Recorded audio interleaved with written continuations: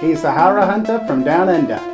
He will go in search every week of the best and worst in horror movies throughout the month of October.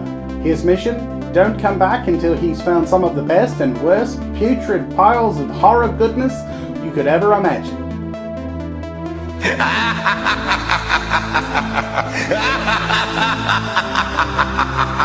Alright boys and girls, ready to talk about Halloween H20, also known as Halloween 20 Years Later. I'm your host, the Horror Hunter. This is the final installment of the Strode Trilogy before we get into the Thorn Trilogy. Now, I've been calling it the Strode Trilogy, and I think most of you can understand why. It's because the character Laurie Strode, played by Jamie Lee Curtis, is in all three movies. Now, the first two directly connected to each other. This one, though, is set 20 years after the events of that original Halloween night from those first movies. And the idea is that Laurie Strode went into hiding. She's now got a 17-year-old son. And he's played by Josh Hartnett. And you've also got Michelle Williams of Dawson's Creek in there, and Jodie Lynn O'Keefe, who played Nash Bridges' daughter. I think that the cast for this movie is absolutely amazing. Oh, and I can't forget, almost forgot, LL Cool J as the security guard at the opening gate. Isn't that great? I freaking love this cast. It's a great little movie. I honestly thought Halloween H20 was better than most people gave it credit for. Now, it got mixed reviews when it came out at the time as well, and fans certainly had their mixed reactions. For one thing, most fans wanted to see a continuation of Halloween 6, but we'll get onto that when we get to the Thorn Trilogy. Right now, we're still talking the Strode Trilogy. So, what's interesting about this movie? Well, great young cast, Laurie Strode's returning.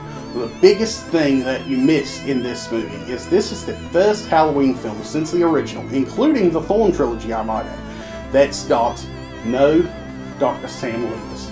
Unfortunately, Donald Pleasance passed away right after completing his work for additional dialogue on Halloween 6. So unfortunately, he does not return in Halloween H20.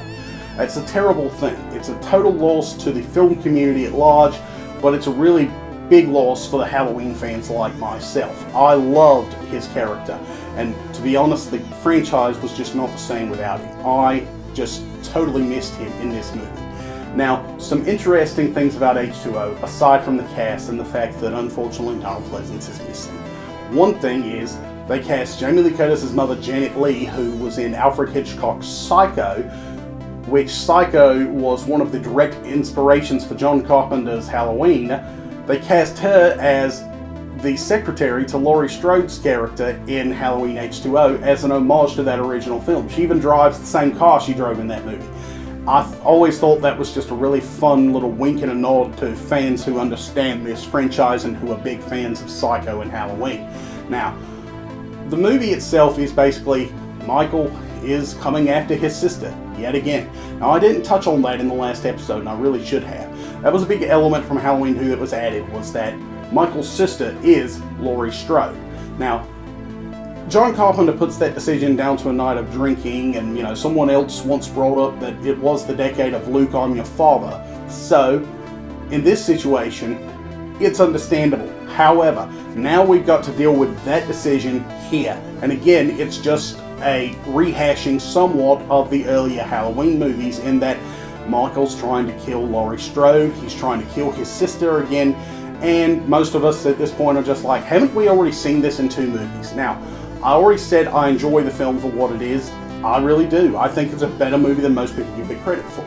But let's talk about the elephant in the room. Well, technically there are 2 elephants in the room. The first elephant in the room is the fact that for some reason they couldn't acquire the rights to the mask from the other Halloween movies, so they had to slightly change the mask in this one.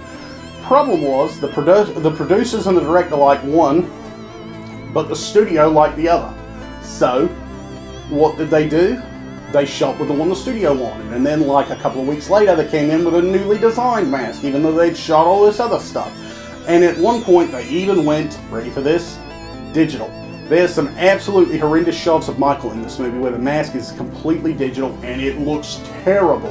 That is one of the reasons that this movie, I think, gets such a bad reputation, because there's no continuity to the mask in this one. Now, I've been a fan of most of the masks they've used in this franchise, but I can't stand the H20 mask. I hate the H20 mask with a passion. Now, the other big elephant in the room for this movie is, ready for this?